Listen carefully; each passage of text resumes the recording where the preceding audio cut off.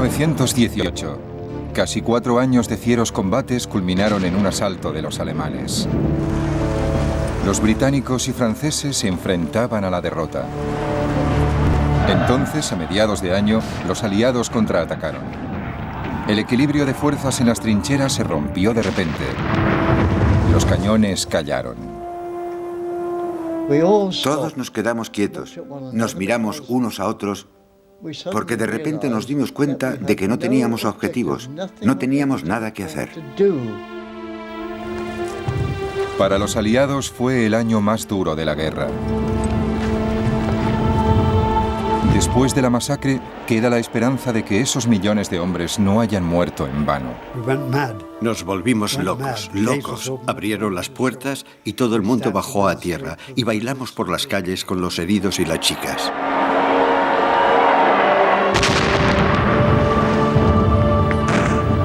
Esta es la historia de 1918, el año que lo cambió todo. Y la veremos por primera vez en color.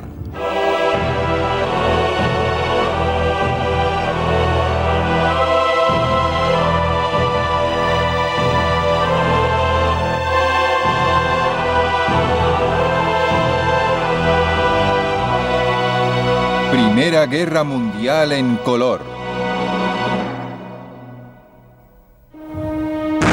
Victoria y desesperación.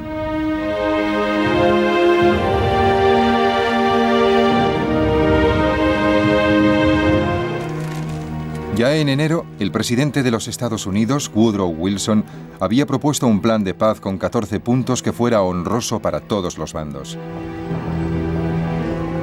Los líderes y los comandantes aliados se reunieron para hablar de las condiciones de paz que podían ofrecerse a Alemania. Al mismo tiempo, Alemania apeló directamente a los Estados Unidos. Los alemanes decidieron que lo que más les convenía era intentar separar a los Estados Unidos de Francia y Gran Bretaña y procurar negociar con ellos aceptando los 14 puntos. Era un truco totalmente transparente para salir tan frescos de la situación y nadie estaba dispuesto a aceptarlo, ni siquiera los norteamericanos.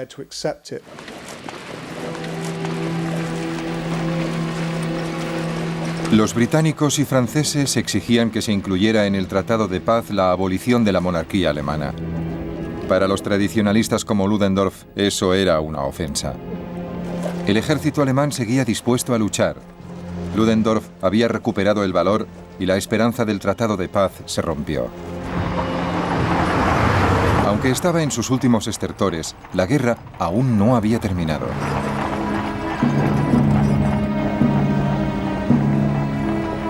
A mediados de octubre de 1918, una sensación de derrota se había extendido por el frente alemán. El bloqueo naval aliado había cortado casi todos los suministros de alimentos. Los barcos estaban anclados en el puerto. La gente se moría de hambre. En el frente, las raciones iban disminuyendo cada día. A pesar de la decisión del general Ludendorff de seguir luchando, otros comandantes alemanes sabían que todo había acabado. La moral de las tropas había sufrido gravemente y su poder de resistir disminuye cada día. Se rinden en masa cada vez que ataca el enemigo. No creo que podamos resistir más allá de diciembre. Ludendorff no se da cuenta de lo grave que es la situación. Pase lo que pase, tenemos que lograr la paz antes de que el enemigo se interne en Alemania. Si lo hace, estamos perdidos. Mientras Alemania seguía luchando sin sentido, para los soldados aliados, exhaustos, la guerra resultaba más vana que nunca. Ojalá los cabezas cuadradas se rindieran antes de que perdamos más hombres valiosos. Me imagino que los soldados de las trincheras no tendrán muchas ganas de saltar el parapeto ahora que tenemos la paz tan cerca. Estoy harto de esta guerra. Hoy han informado que las bajas ascienden a 253 oficiales y 6.000 soldados. En las últimas semanas, las bajas han sido tremendas, a una media de 30 a 40.000 por semana. Los hospitales están llenos a rebosar. Un auxiliar voluntario me dijo que había casos tan graves que llegaban literalmente empaquetados.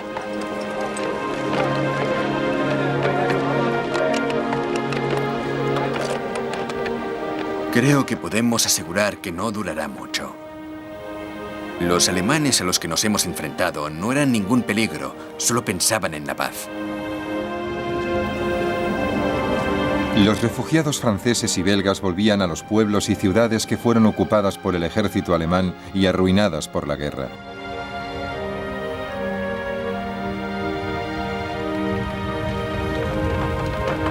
A primeros de noviembre, muchos soldados alemanes podían ver la ruina en sus propias filas. Los ejércitos alemanes estaban en muy baja forma. Todos los soldados y todos los civiles tenían hambre. Las pérdidas materiales no podían reponerse y los soldados que llegaban al frente eran demasiado jóvenes, mal preparados y poco dispuestos a jugarse el cuello, porque se veía que la guerra era una batalla perdida. Ludendorff seguía queriendo luchar y apeló al ejército alemán para que rechazara las ofertas de paz. Pero entonces el país se hundió de repente. El 26 de octubre el Kaiser expulsó a Ludendorff por insubordinación. 2 semanas más tarde, el propio Kaiser abdicó y se marchó al exilio.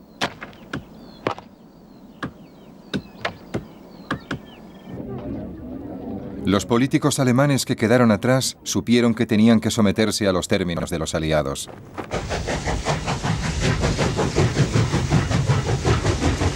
A las 5 de la madrugada del 11 de noviembre se firmó el armisticio en un tren, en la campiña francesa de Compiègne. A las 11 en punto del día 11 del mes 11, los cañones del frente occidental callaron. Todo se detuvo y quedó algo que solo puedo definir como un silencio mortal. Y todos nos quedamos quietos, nos miramos unos a otros, porque de repente nos dimos cuenta de que no teníamos objetivos. No teníamos nada que hacer. Era una sensación muy extraña.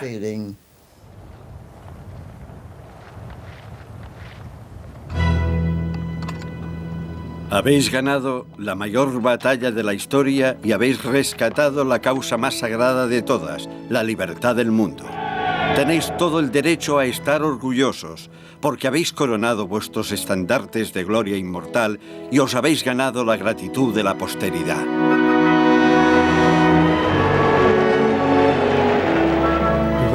Nos volvimos locos, locos. Abrieron las compuertas y todo el mundo bajó a tierra. Y bailamos por las calles con los heridos y las chicas. Nos volvimos todos locos. Supongo que fue el día más memorable de la historia del mundo. Las calles se pusieron tan llenas que no se podía ni andar. Las multitudes vitoreaban a los soldados, las chicas iban a hombros de los soldados y los soldados a hombros de los civiles. Pronto devolveremos las mulas y volveremos a casa, donde podremos comer azúcar, dormir en camas, quitarnos los piojos, ver a nuestras familias y perseguir a las chicas. Las novias, los hijos, las hijas y sobre todo las madres abrazaban a los héroes que regresaban. Estaba contenta de tenerme con ella. Yo era su niño guapo. Estaba tan pendiente de mí, contenta de tenerme con ella. Estaba contenta de tenerme con ella. No podía pensar en nada más. Menos mal que ha vuelto a casa sano y salvo. Mientras cumplíamos con las formalidades para desembarcar, una idea extraña e irreal se me pasaba por la cabeza. Yo tenía un futuro por delante. Hacía años que no pensaba en eso. Cuando los soldados volvían y contaban lo que habían pasado, la gente no lo comprendía. No se hacía a la idea de lo que habías pasado.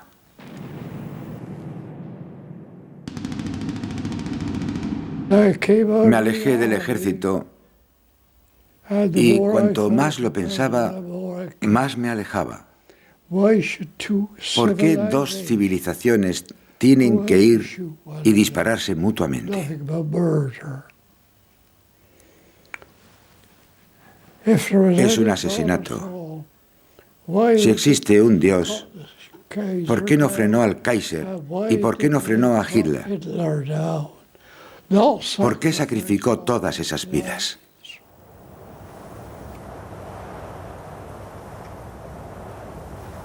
Para los británicos, el año más costoso de la Primera Guerra Mundial no fue 1916, el año del Somme, ni 1917, el año de Passchendaele, sino 1918, el año de la victoria.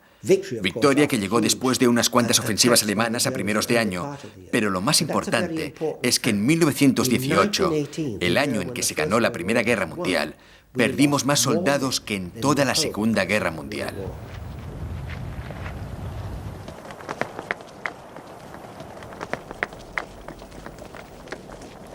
Pero por el momento todo era alivio y las ciudades francesas recibían con alegría a sus libertadores.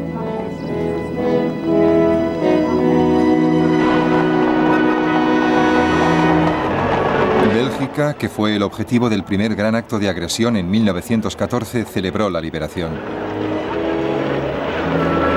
Cuando volvió su rey, se encontró con una ruidosa celebración en Bruselas. El ejército alemán emprendió el camino de vuelta. Normalmente, el regreso a casa debería haber sido deprimente, pero la gran alegría y el alivio que sentíamos de que la guerra hubiera terminado por fin dominaban totalmente nuestras emociones. No sabíamos lo que nos esperaba en la vida civil, pero seguro que sería mucho más fácil. No tenía ningún miedo del futuro.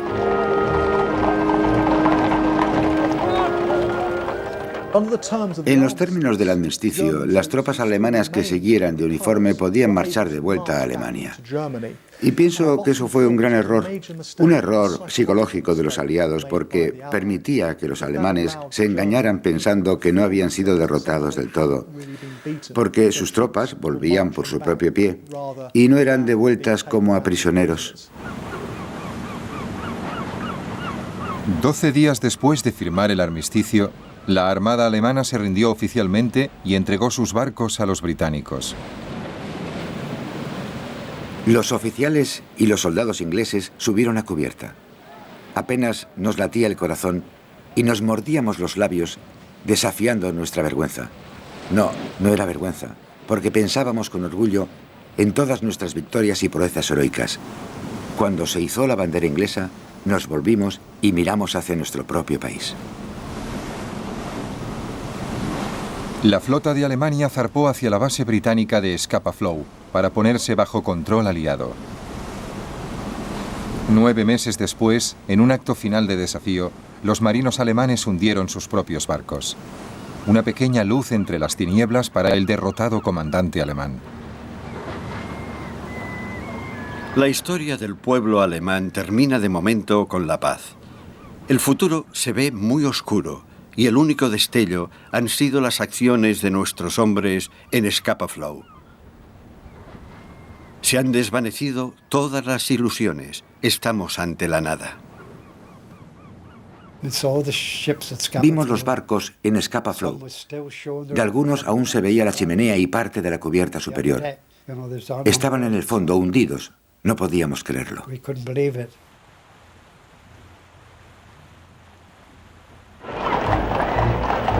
Las tropas aliadas cruzaron la frontera alemana para ocupar el Rin.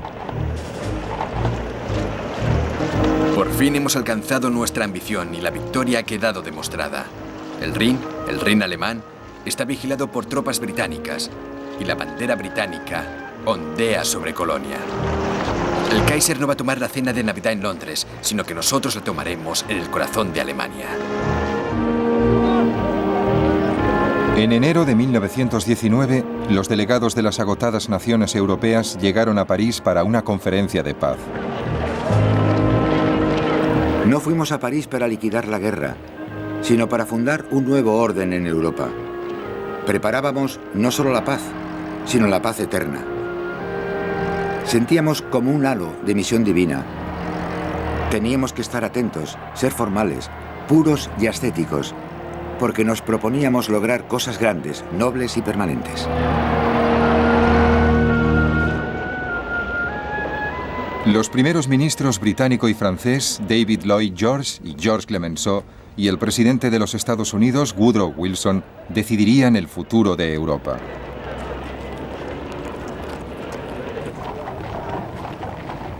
Para Lloyd George y Clemenceau, la prioridad era suprimir la capacidad de Alemania para hacer la guerra. Insistieron en que Alemania debía entregar todos los aviones, tanques y submarinos, mantener su ejército por debajo de los 100.000 efectivos, rendir todas sus colonias y pagar una compensación financiera. También debía ceder terreno por el este al nuevo Estado independiente de Polonia. Para algunos delegados que habían viajado a París con grandes esperanzas, los términos eran muy severos. Si yo fuera alemán, no firmaría de ninguna manera. No les deja esperanzas ni ahora ni en el futuro. Los vencedores tenían el poder. Como diría Lloyd George ante la Cámara de los Comunes: los términos de la paz son terribles en muchos sentidos para imponérselos a un país, y terribles fueron los crímenes que hay que compensar. El 28 de junio se firmó el Tratado de Paz en la Sala de los Espejos del Palacio de Versalles. De repente, desde fuera, oímos el estallido de los cañones saludando con salvas. Anunciaban a París que se había firmado el segundo Tratado de Versalles. Las naciones vencedoras celebraron desfiles de la victoria y la vida pudo volver a la normalidad.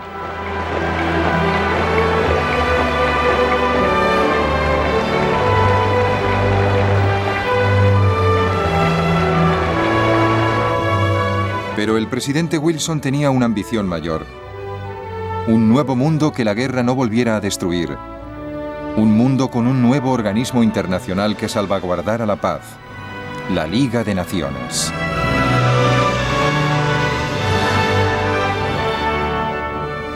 La Liga se fundó el 24 de abril de 1919. La primera vez que la propuso, Wilson dijo: es una garantía definitiva de paz. Es una garantía definitiva contra la agresión. Es una garantía definitiva contra todo lo que ha estado a punto de llevar a la ruina toda la estructura de la civilización.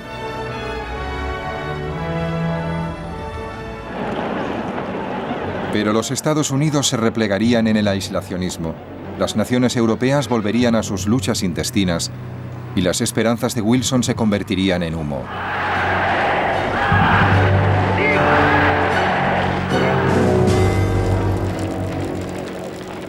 Los 4 años de guerra habían alimentado nuevas ideas revolucionarias. Se dijo que la culpa era del orden del viejo mundo y se cuestionaron los sistemas políticos tradicionales. En Londres hubo una oleada de huelgas y protestas en la industria, incluyendo huelgas de soldados que querían ser desmovilizados. En los Estados Unidos, una organización llamada Trabajadores Industriales del Mundo sembró el caos en las calles. La punta de lanza de la revolución eran los bolcheviques rusos, que en esos momentos estaban amenazados porque el país degeneraba hacia una sangrienta guerra civil. Matemos a nuestros enemigos sin piedad, a miles. Por la sangre de Lenin, que corran ríos de sangre burguesa. La revolución bolchevique había asustado a la gente por toda Europa. Los políticos no tardaron en explotar sus miedos. En Italia, Benito Mussolini prometió lo que él llamaba la tercera vía, sin comunismo ni capitalismo. Su partido se llamaba el Partido Fascista. La nueva República Alemana, consumida por la amargura de la derrota, estaba asediada por extremistas, tanto de izquierdas como de derechas. En Alemania hay una guerra civil. Se destruyen propiedades alemanas, el dinero público se malgasta y se emplea en usos egoístas. El pueblo, hundido en lo más bajo, se regodea en la libertad de la revolución. Las masacres en las calles se hicieron habituales. Alemania, que ya había sido humillada por sus vecinos, parecía ahora dispuesta a destruirse en luchas intestinas. El país reclamaba un nuevo líder fuerte. Esperemos que Alemania encuentre jefes que la guíen y que estén dispuestos a aceptar responsabilidades como los comandantes en el campo de batalla. Hombres de propósito y voluntad firmes, capaces de insuflar nuevo vigor a nuestra débil vida nacional. Hombres que unan nuestras fuerzas creativas en una gran obra de construcción. Ludendorff, el hombre que casi ganó la guerra para Alemania, pero terminó llevándola a la derrota, encontró la respuesta en la figura de un joven cabo austríaco llamado Adolf Hitler.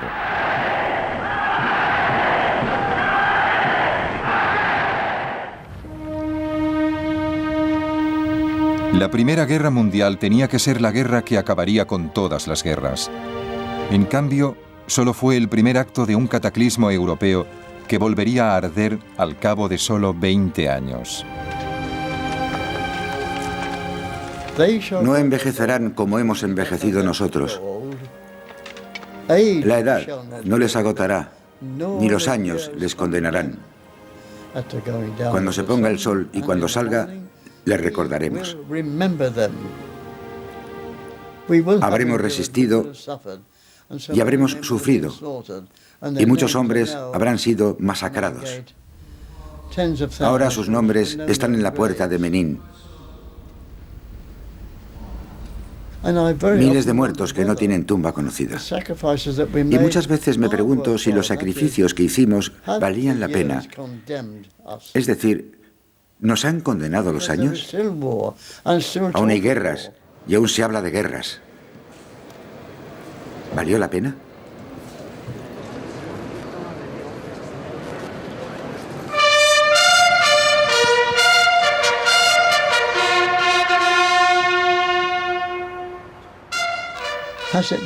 Sí, creo que valió la pena.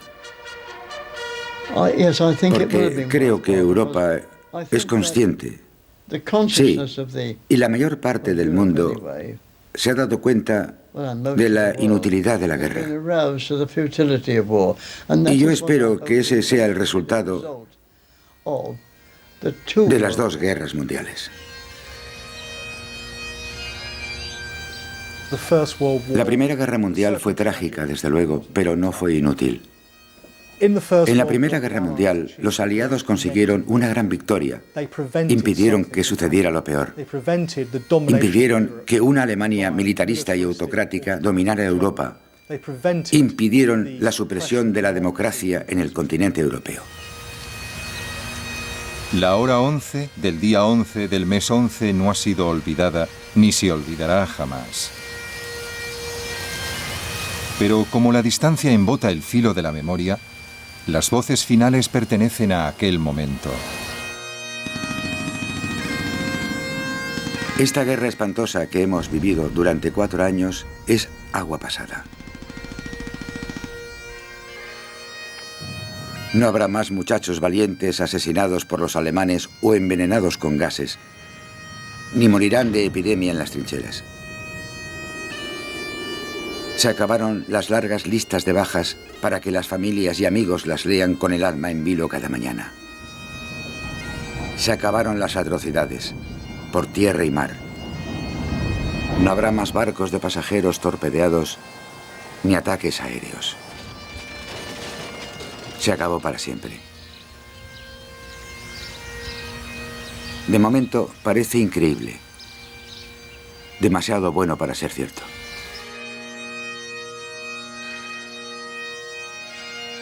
Me separé de los demás y paseé poco a poco por Whitehall, con el corazón hundido por un desánimo helado. Todos mis amigos más íntimos se habían ido. No quedaba ni uno para compartir conmigo la altura y las profundidades de mis recuerdos. A medida que pasaran los años y perdiera la juventud y los recuerdos se desvanecieran, una oscuridad cada vez más densa cubriría a los jóvenes que fueron mis contemporáneos. La guerra había terminado. Empezaba una nueva época. Pero los muertos estaban muertos y no iban a volver jamás.